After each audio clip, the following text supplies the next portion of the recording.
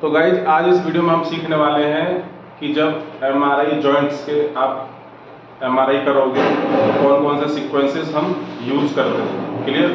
तो ये वीडियो तीसरा वीडियो है। पहले जो हमने फर्स्ट जो वीडियो अपलोड किया था वो क्या था, किस चीज़ के लिए, बेसिक कॉन्सेप्ट ऑफ एमआरआई, यही किया था। पहला वीडियो था ये था।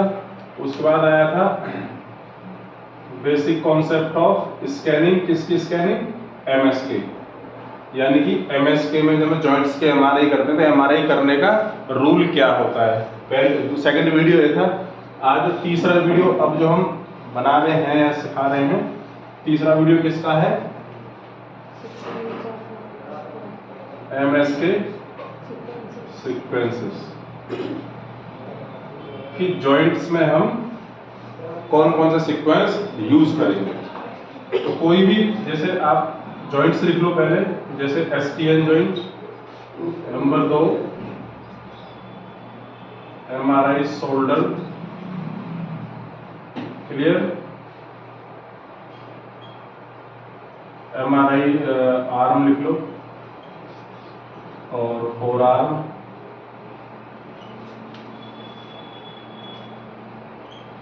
MRI elbow.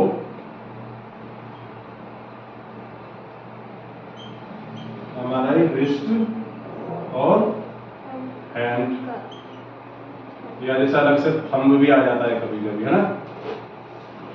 अपर जॉइंट हो गए, या यहाँ क्लेविकल भी आ जाता है। क्या? क्लेविकल भी आ जाएगा। नंबर 6 क्या हो गया? MRI hip joint.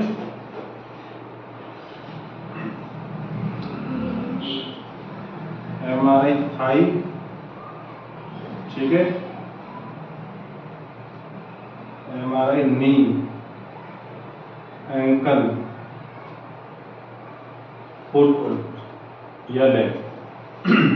यानी कि जॉइंट्स में जितने भी आप एमआरआई करोगे उनमें कौन कौन से सीक्वेंस हम यूज करेंगे, ये पढ़ेंगे। क्लियर। तो इसमें कंफ्यूजन नहीं होना है, ठीक है। कंफ्यूज नहीं होना है इसमें कि सीक्वेंस कैसे लगाएं, क्या चलाएं। देखो, तो एक सीक्वेंस होता है T1 TSC। क्लियर। दूसरा होगा PD। तीसरा सीक्वेंस हो गया PDFS और एक हो गया ड्रम। ठीक है, ड्रम या लिख लो इसको ट्विस्टर। क्लियर। एक हो गया T2 और T2 TSC और एक लिख लो T2 TSC plus FS। Clear. एक लिखो मेडिक और एक लिखो डैश, DESS। कितने सीक्वेंस हो गए? 1 2 3 4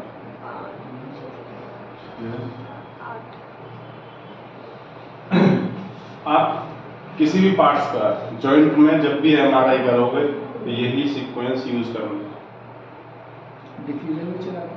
हाँ, जैसे बहुत रफ केस में होगा, जैसे एक 9 हो गया डिफ्यूजन और 10 हो गया क्या? GRE। ये बताएंगे कब चलाते हैं। यानी कि इस सीक्वेंस से अलग एक भी सीक्वेंस हम यूज नहीं करते किसी भी मशीन पर। T1 PD PDFS ड्रम और स्टर एक ही सीक्वेंस है दोनों, कंफ्यूज नहीं होना। ठीक है। T2 TSC P2 TSC FS medic dash और डिफ्यूजन और GRE। ये सीक्वेंस ये लिख लो, होल बॉडी में हम कहीं भी चला सकते हैं। डिफ्यूजन और GRE सीक्वेंस को ऐसा नहीं है कि ब्रेन में चलते हैं, होल बॉडी में कहीं भी यूज कर सकते हैं इन सीक्वेंसों को, डिफ्यूजन एंड GRE। अब जैसे आपने सीक्वेंस को आपने पढ़ लिया, ये सीक्वेंस हम इतने सीक्वेंस यूज करेंगे। अब प्रॉब्लम क्या आती है, जो फ्रेशर स्टूडेंट होता है कि भाई जैसे T1 है ना, ये T1 हम एक्सेल में कब चलाएंगे, सजाइडल में कब चलाएंगे, कॉर्नर में कब चलाएंगे। ये आता है कॉम्प्लिकेशन स्टूडेंट के सामने। जैसे PD है, PD एक्सेल में करना है या सजाइडल में करना है, कॉर्नर में करना है। इसको चलाने का जो रूल है वो समझ लो, ये बहुत मोस्ट इंपॉर्टेंट चीज पढ़ा रहा हूँ मैं अभी। ठीक है। जैसे अपने माइंड से तो एक चीज निकाल दो, जैसे एक सीक्वेंस T1 है और एक पीडी है और एक सीक्वेंस क्या है पीडीएफएस। ये जितने भी सीक्वेंस हैं जैसे हम अभी यूज कर रहे हैं T1 पीडी पीडीएफएस और सिस्टर या ड्रम, मेनली जो 90% सीक्वेंस है ना 90% यही चलता है T1 पीडी पीडीएफएस एंड सिस्टर। ये T2 है, T2 सीक्वेंस हम MSK में कब चलाते हैं? देखो जब हमें, वो डिपेंड करता है पेशेंट की हिस्ट्री पे, पेशेंट की हिस्ट्री का। यदि हमें मसल्स, यदि पेशेंट के हमें मसल्स देखने हैं, ये मैं शॉर्ट में बता रहा हूँ, डिटेल्स में भी बताऊंगा। जैसे T2 सीक्वेंस कब चलाना है हमें? जैसे मसल्स में कोई प्रॉब्लम है या मसल्स में कोई ग्रोथ हो रही है या कोई लीजन दिख रहा है तब चलाते हैं, या जब हमें MSK में नर्व देखना होता है। कभी कभी आपने सुना होगा जैसे किसी का हमें करना है MRI आर्म, जैसे MRI आर्म फोर आर्म करना है मुझे, बट उसके जो फिंगर उसमें क्या आ रही है नमलेस आ रही है, नमलेस। तो हमें उसके नर्व भी देखने होंगे, तो उस कंडीशन में हम चला रहे हैं T2 सीक्वेंस। ये सीक्वेंस तो चलाएंगे बट हम T2 चलाते हैं। तो MSK में T2 का जो रॉ मतलब यूज होता है वो कम होता है, पर ऐसा नहीं कि हम चलाएंगे, बट हम इसको हिस्ट्री के अकॉर्डिंग ही चलाते हैं, ठीक है। तो मेनली सीक्वेंस तो T1 पीडी पीडीएफएस रजिस्टर हो गया। अब हमारे पास एक प्रॉब्लम क्या आती है, जैसे T1 हमें एक्सियल या सजाइटल या कॉरल में कैसे चलाएं? देखो कोई भी सीक्वेंस ऐसा नहीं है जो तीनों ओरिएंटेशन में नहीं चल सकता। सारे सीक्वेंस हम तीनों ओरिएंटेशन में चलाएंगे। जैसे पीडी एक्सियल सजाइटल कॉर्नल, और ये भी axial sagittal and Cornell, axial sagittal and Cornell. मैं डाउट निकाल रहा हूँ आपके माइंड से, ऐसा नहीं कि T1 एक्सियल ही चलेगा या सजाइटल ही चल सकता कॉर्नल। ये सीक्वेंस किसी भी ओरिएंटेशन में चला सकते हैं हम। ये T1 भी पीडी पीडीएफएस सिस्टर, ये सोचना नहीं है कि पीडी एक्सियल में चलेगा या नहीं चलेगा, चलेगा। तो यदि हम इसके अकॉर्डिंग MRI करते हैं तो सीक्वेंस कितने हो गए? ओरिएंटेशन 3 और 3 6 3 9 और 3 12, यानी कि 12 ओरिएंटेशन हमारे पास आएंगी। और एक चला दिया आपने किसकी, जैसे ये चला दिया एक सजाइटल में, तो कितने हो गए टोटल? 13। तो जब आप 13 सीक्वेंसेस आप रन करोगे तो टाइमिंग बहुत ज़्यादा हो जाता है, MRI में टाइमिंग की प्रॉब्लम होती है। तो अब हम कैसे समझें? क्वेश्चन ये था मेरा कि हम कैसे डिसाइड करें प्रोटोकॉल्स को, कि भाई हम अगर एक सजाइटल में चला दें और ये कॉरल में चला दें तो ये हमें प्रॉब्लम होती है, तो वो कैसे डिसाइड करेंगे? तो इसमें पहला पॉइंट तो ये था कि यदि आपके पास टाइम है, पेशेंट कम है, तो आप T1 एक्सियल में चलाओ, सजाइटल में चलाओ, कॉर्नल में चलाओ, और पीडी भी और पीडीएफएस और ट्रम भी। तो रियल MRI तो ये हो गया। अब टाइमिंग की अकॉर्डिंग अगर हमें चलना है नंबर ऑफ पेशेंट्स, तो हम उसको कैसे कैलकुलेट करेंगे, जिसको बोलते हैं सीक्वेंस कोरिलेशन, कि सीक्वेंस का कोरिलेशन हम कैसे करेंगे MR में, ये सीख लो, ठीक है। तो कभी भी ये नहीं सोचना है कि एक सीक्वेंस है जैसे T1, तो T1 कॉर्नल में नहीं चल सकता, ये लिखे रहना उधर, ठीक है। ये सीक्वेंस इधर देखो, एक चीज याद कर लो MR में बिल्कुल clear, T1 is equal to TD, ठीक है। और जैसे स्टर और ड्रम PD FS, ठीक है। दूसरा याद करो, ये हो गया, और एक जैसे T2 FS is equal to star. इनका मतलब क्या हुआ? जो T1 में जो सिग्निफिकेंट रोल है, यानी जो पैथोलॉजी है T1 में कैसी आती है? हाइपो। कैसी आएगी? Hypo significant. तो सिग्निफिकेंट पैथोलॉजी होगी, T1 में भी हाइपो आएगी और PD में भी हाइपो आएगी, ठीक है। यानी कि दोनों का सिग्निफिकेंट रोल सेम है, आप T1 चलाएं या PD चलाएं, क्लियर। अब जैसे क्या है, स्टर और ड्रम, ये दोनों एक ही हैं, और एक क्या होगा पीडीएफएस। तो इन दोनों का भी सिग्निफिकेंट रोल सेम आएगा, जो पैथोलॉजी स्टर या ड्रम पे आएगी वो पीडीएफएस पे भी आएगी, ठीक है। ऐसे अब क्या हो गया T2FS, यदि आप T2FS चलाएंगे तो उसके कंपैरिजन में क्या आ जाएगा? स्टर।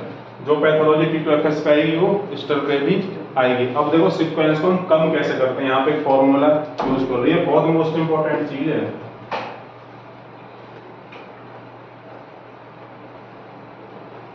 ये रूल हमने इधर लिख दिया, T1 is equal to P D, star is equal to P D F S और T2 is equal to star. अब देखो यहाँ सीक्वेंस लिख रहा हूँ मैं, ठीक है, T1 पी डी और पी डी एफ एस लिख रहा हूँ और लिख रहा हूँ क्या, स्टार। तो मेरे पास एक ऑप्शन तो ये है, जैसे आपको कोई, आप जब फ्रेशर में कहीं ज्वाइन करते हो तो आपको कोई बताता नहीं है कि ये सीक्वेंस चलाओ या ये सीक्वेंस चलाना, आपको कोई सपोर्ट नहीं करता। तो आपके पास दो ही रास्ते होते हैं वहाँ पे, क्या, या तो आप इनकी तीनों ओरिएंटेशन चलाओ, ठीक है, ये तीनों ओरिएंटेशन चलाओगे आप, ठीक है, एक्सियल भी चलाओगे, कॉर्नर भी, सजाइटल, इसकी भी एक्सियल, कॉर्नर एंड सजाइटल, ठीक है। फिर आप T2 भी करोगे तो उसमें भी आप क्या चला दोगे, एक्सियल, सजाइटल, कॉर्नर, ठीक है।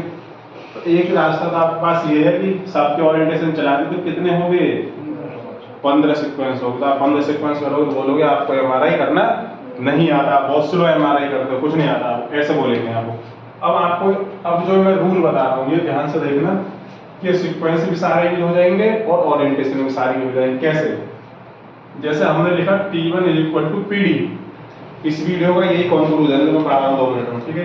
जैसे T1 is equal to P D, तो आपने T1 सीक्वेंस कर दिया एक्सियल में और सजाइटल में, ठीक है, और पीडी कर दो किसमें, कॉर्नर में, क्योंकि दोनों का सिग्निफिकेंट रोल सेम है।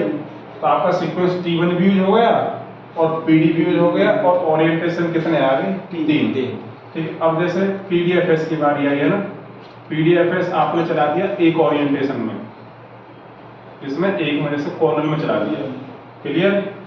और अब इसके यहाँ पे ले आओ स्टार, ठीक है, और स्टार यूज चला दो किसमें, सजाइटल और एक्सियल में। तो 6 ओरिएंटेशन में तीनों सीक्वेंस आ गए, ठीक है।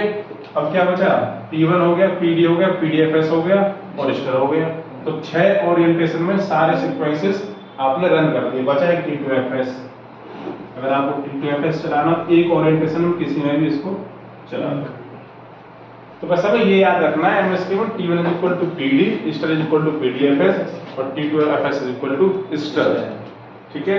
और जो सिंपल T2 है, जो सिंपल T2 है वो नर्व या मसल्स में कोई एबनॉर्मल ग्रोथ हो जाती है ना, ट्यूमर हो जाता है, जैसे कोई थाई में ट्यूमर हो गया, सॉफ्ट टिश्यू में ट्यूमर, तो हम T2 सीक्वेंस भी यूज करते हैं, ठीक है।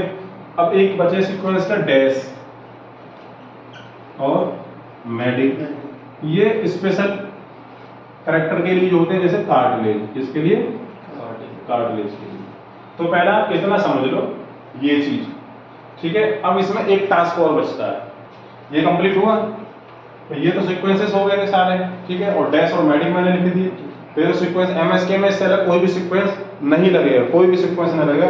अब इसमें जो सबसे अच्छा है, एक पॉइंट तो ये था, अब एक दूसरा पॉइंट भी देखो, ठीक है। अब आपको किसी से पूछने की जरूरत नहीं पड़ेगी, किसी से भी, कि कॉर्नर करूं या सजाइटल करूंगा या एक्सियल करूंगा, ठीक है। अब हम सीखेंगे बेसिक ओरिएंटेशन ऑफ एमएसके, बहुत मोस्ट इंपोर्टेंट टॉपिक है, ठीक है। Basic orientation of MSK MRI, clear. देखो, जो पार्ट, ध्यान से सुनना, जो पार्ट जिस व्यू में सबसे ज्यादा विजुलाइज्ड होता है, यानी कि दिखता है, वही उस एमआरआई की बेसिक ओरिएंटेशन होती है। जैसे समझो, जैसे शोल्डर है, क्या, शोल्डर, शोल्डर सबसे ज्यादा किस व्यू में दिखता है, एक्सियल में, सजाइटल में, कॉर्नर में, कॉर्नर में, क्योंकि एक्सरे में तो कॉर्नर का कराता है ना, कॉर्नर। तो जब आप एमआरआई शोल्डर करोगे तो शोल्डर का बेसिक ओरिएंटेशन क्या होगा, कॉर्नर, यानी कि आपको कॉर्नर में सारे सीक्वेंस चलाने होंगे, T1 भी, PD और PDFS भी, समझ गए। जैसे PDFS की जगह आप स्टार भी लिख सकते हो, डाउट क्या आ रहा है, ठीक है।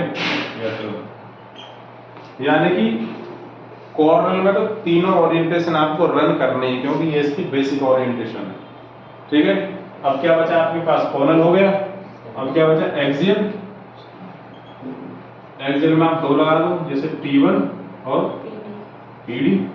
अब क्या बचा, सजाइटल, सजाइटर में लगा दो क्या, PDF PDF यूज कर लो, स्टोर यूज कर लो या ट्रम यूज कर लो। अब जब इसमें समझ में आया कुछ, क्या गलत लिखा मैंने बताना। तो ये PDF देखो सजाइटर में क्या हो गया, दोनों सिग्नल क्या हो गए हाइपर, ऐसे नहीं चलाना। सजाइटर ओरिएंटेशन में दोनों सिग्नल हाइपर हो गए, पीडीएफएस भी और स्टर। यदि आपने पीडीएफएस चला दिया तो स्टर आप नहीं भी चला सकते हैं।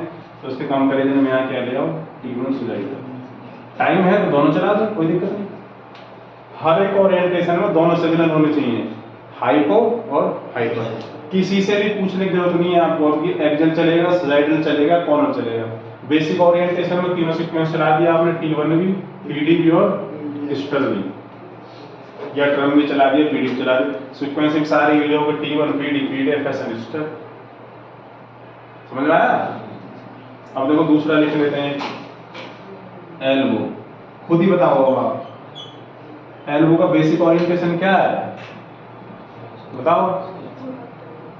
एल्बो का एक्सरे नहीं करे भाई, एक्सरे कौन सा होता है एल्बो का ज्यादा, लेटरल नहीं होता है, EP और लेटरल। तो लेटरल का मतलब क्या हो गया, सजाइटर। सजाइटर। तो एल्बो में सजाइटल ओरिएंटेशन में सारे सीक्वेंस चलेंगे। समझ में आ रही है ना इसकी डेफिनेशन। एल्बो में मस्ट क्या हो गया, सजाइटल। तो सजाइटल में T1 भी चलाओ, PDFS भी चला दो, स्टर भी चलाओ, टाइम है तो PD भी चला दो। बोर्ड नीचे चला गया इसके लिए, दोबारा लिख देता हूँ, एल्बो के लिए ना। जी सर। समझ में आ रहा है ना उन लोगों को। जी सर। कोई नहीं बताएगा इस चीज को, कोई भी कहीं परेशान रहो जिंदगी भर। ठीक है, देखो एल्बो, एल्बो की बेसिक ओरिएंटेशन क्या होगी, क्या हुआ, सजाइटर।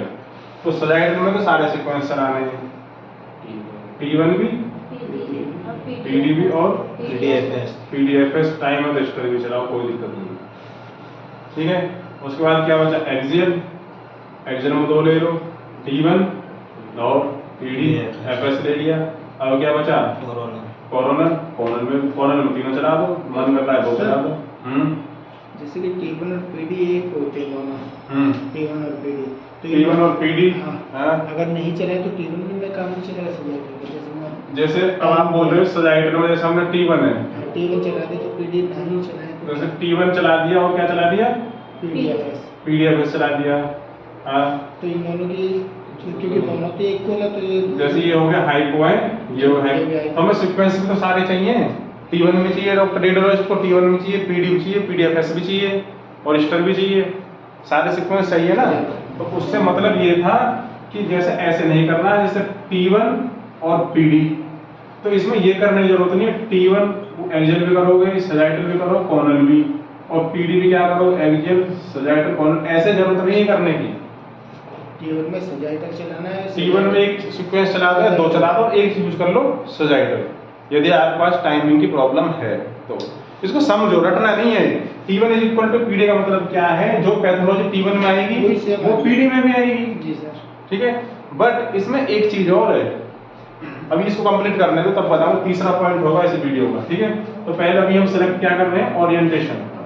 ओरिएंटेशन समझ में आई, जिस पार्ट में जो व्यू सबसे ज्यादा दिखाई देगा उसी पार्ट की वही बेसिक ओरिएंटेशन है, और उस ओरिएंटेशन में सारे सीक्वेंस रन करने हैं आपको। ठीक है, एक और ले लेते हैं फॉर एग्जांपल। ठीक है,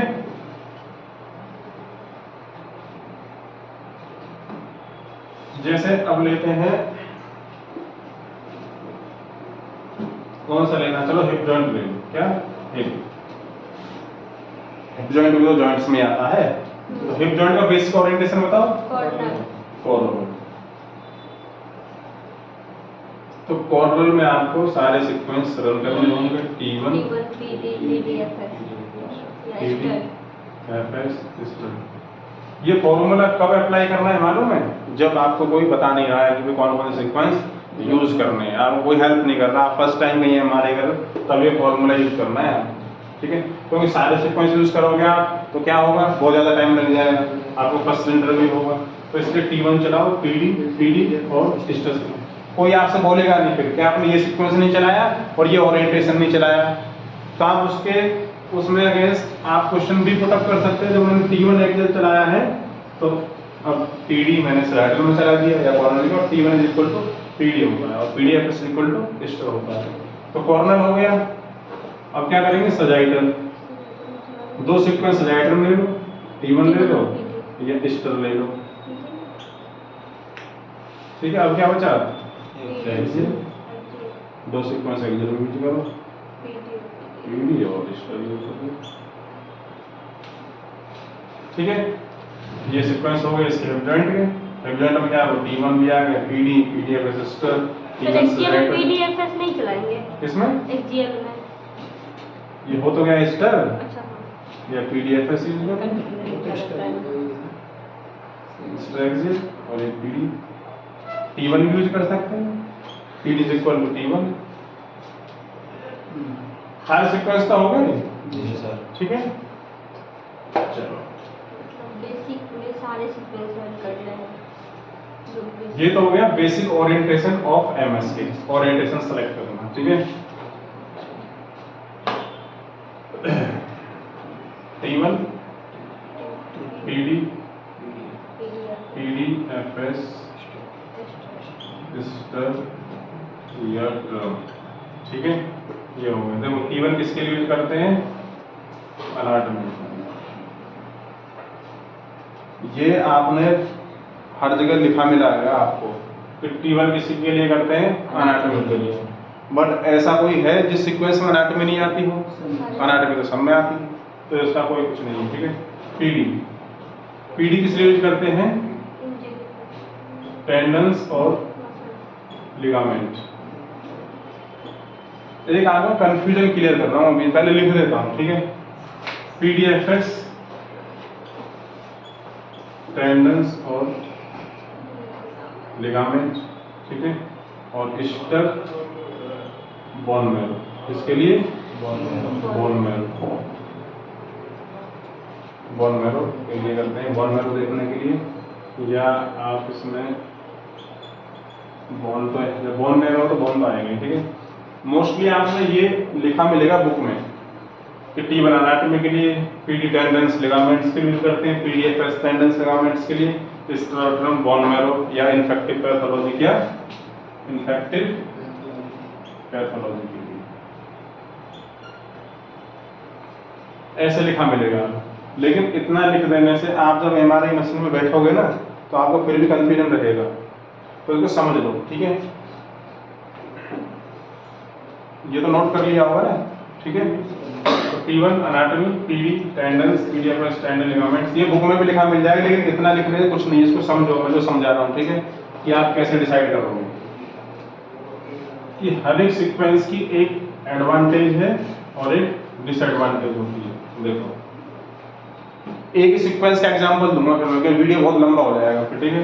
जैसे देखो T1 सीक्वेंस है ना, T1 यूज ऑफ, इसमें ऐसे देखो use of T1 in MS के क्या बनेगा, use of T1 sequence in MS के, कि मसल्स स्केलेटल MRI यानी जॉइंट्स के MRI में T1 सीक्वेंस का रोल क्या है। ये क्वेश्चन हो गया, तो हम लिखते हैं T1, ठीक है। तो T1 सबसे पहले हमें पढ़ा दिया गया अनाटॉमी के लिए, किसके लिए, अनाटॉमी। पहला रोल क्या हो गया इसका, अनाटॉमी के लिए, ठीक है, पहला। दूसरा किसके लिए हो गया, बोन में तो देखेंगे। और थर्ड क्या हो गया, क्या, टेंडन और लिगामेंट। ये कोई नहीं पढ़ाएगा आपको, यहाँ तक तो पढ़ा देंगे। T1 किसके लिए करते हैं, बोन के लिए, उसके लिए अनाटॉमी के लिए। T1 में बोन भी देखेंगे, टेंडन भी देखेंगे और लिगामेंट भी देखेंगे, और क्या देखेंगे, मसल्स भी देखेंगे। अब इसके कंपैरिजन में एक सीक्वेंस और लिख रहा हूँ तभी कंप्लीट हो। जैसे यहाँ लिख देता हूँ कि हमें PD, क्या लिखता हूँ, PD। इतना डाउट हो जाता है लोगों को सीक्वेंस में बहुत ज्यादा। जैसे अब बोन यहाँ जो PD सीक्वेंस स्पेशली बोला जाएगा किसके लिए, टेंडन्स और लिगामेंट। ठीक है। और ऐसा तो है नहीं पीडी में बोन नहीं दिखाई देगी, बोन भी आएगी, सब चीज आएगी इसमें भी, बट हर एक सीक्वेंस का एक रोल होता है, ठीक है। जैसे पीडी सीक्वेंस जो 100% डायग्नोस बना सकता है, क्या जो पीडी सीक्वेंस है जो 100% जो डायग्नोस बना सकता है, किसका बना सकता है? ओनली टेंडेंस और लिगामेंट। मार कर देगा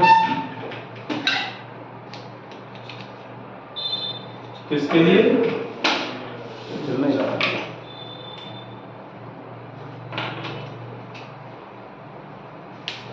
पीडी का जो फर्स्ट रेफरेंस जाएगा किसके लिए जाएगा? टेंडेंस और लिगामेंट्स के लिए। जैसे पीडी का फर्स्ट रेफरेंस क्या जा रहा है? टेंडन और लिगामेंट, ऐसे ही T1 का फर्स्ट रेफरेंस किसके लिए जाएगा? बोन के लिए। इसके बाद T1 का जाता है किसके लिए? टेंडेंस और लिगामेंट्स के लिए। जैसे टेंडेंस और लिगामेंट्स इसमें दिखता है, जैसे 80% डायग्नोस आप बना सकते हो, उसमें देख सकते हो। ऐसे ही इसमें बोन का हो गया 100% और इसमें बोन का कितना हो गया? 50% और इसमें टेंडन का क्या हो गया? 100%। तो ऐसा नहीं कि एक सीक्वेंस में ओनली टेंडन दिखाई देगा, दिखता सब चीज है, लेकिन हर एक सीक्वेंस की एक स्ट्रेंथ होती है। T1 की स्ट्रेंथ किसके लिए सबसे ज्यादा? बोन के लिए। उसके बाद फिर टेंडेंस और लिगामेंट्स के लिए, देन उसके बाद मसल्स के लिए। जैसे पीडी की जो स्ट्रेंथ है, यानी कि जो इसका पूरा पावर है दिखाने के लिए क्या यूज करते हैं? टेंडेंस और लिगामेंट्स। उसके बाद बोन। हमने बोला था ना T1 is equal to PD, वो बोन के कंपैरिजन में बोला था। उसके बाद हम कंपैरिजन करेंगे टेंडेंस और लिगामेंट्स का। अब समझो इस पॉइंट को। हमने लिखा था ना T1 is equal to PD, तो T1 is equal to PD किस वे में है ये सीखना जरूरी है। यानी कि अगर बोन में पैथोलॉजी थी, पेशेंट को बोन में पैथोलॉजी थी और बाय मिस्टेक आपने T1 सीक्वेंस नहीं चलाया, पीडी चला दिया, तो आपका काम चल जाएगा, ठीक है। बट हमें 100% डायग्नोस करने के लिए T1 सीक्वेंस ही चलाना होगा यदि बोन में प्रॉब्लम है। समझे? तो ये हमें पढ़ना पड़ता है कि एक सीक्वेंस का जो फुल स्ट्रेंथ है वो किसके लिए सबसे ज्यादा मोस्ट इंपोर्टेंट होता है। तो समझे, पीडी और पीडीएफएस दोनों का किसके लिए होगा? इसमें टेंडेंस और लिगामेंट। मसल्स दिखने को तो मसल्स भी दिखाई देंगे, इसमें ब्लड वेसल्स भी दिखाई देंगे, सब दिखाई देंगे, बट जो डायग्नोस्टिक पर्पस से हम क्या देखेंगे? टेंडेंस और लिगामेंट। और एक लिख देता हूँ क्या? स्टर। जैसे स्टर सीक्वेंस है ना, नीचे, चलो स्टर और लिख देता हूँ, ठीक है। स्टर समझ में आ रहा है ना?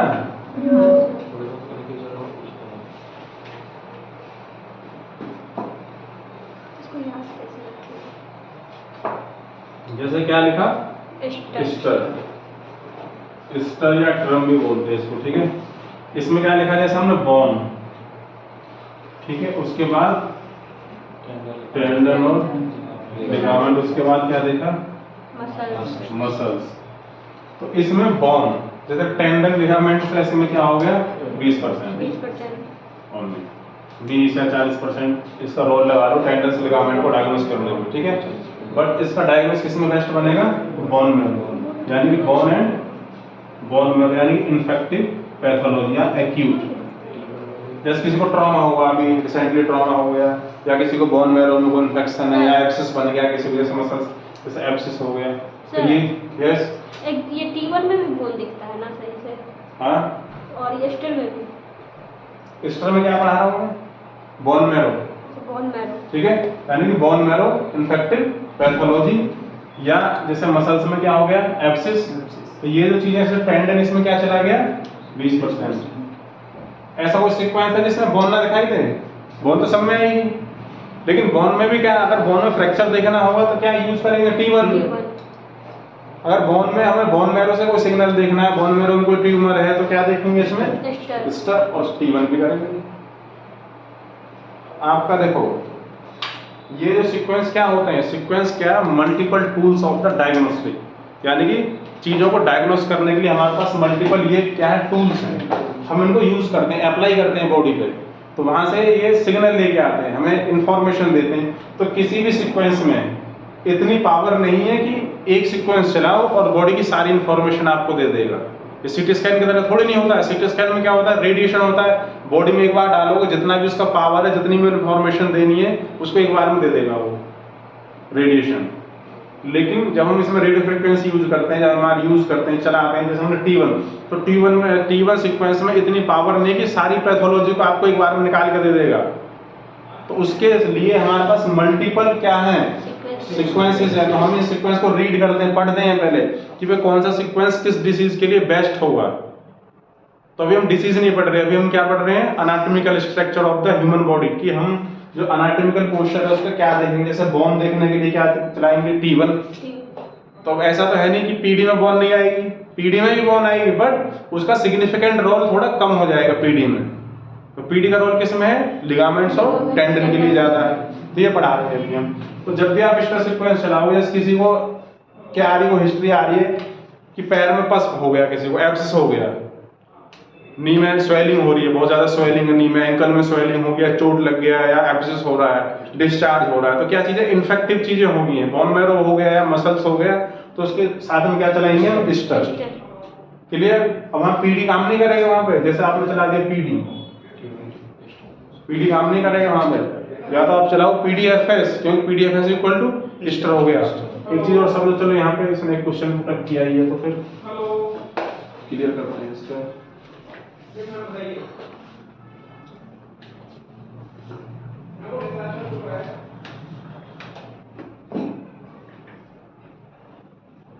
Stir equal to PDFS. हम अभी क्या बोल रहे हैं कि स्टर यूज कर रहे हैं क्या, इन्फेक्टिव पैथोलॉजी या बोन मैरो, ठीक है, बोन मैरो देखने के लिए।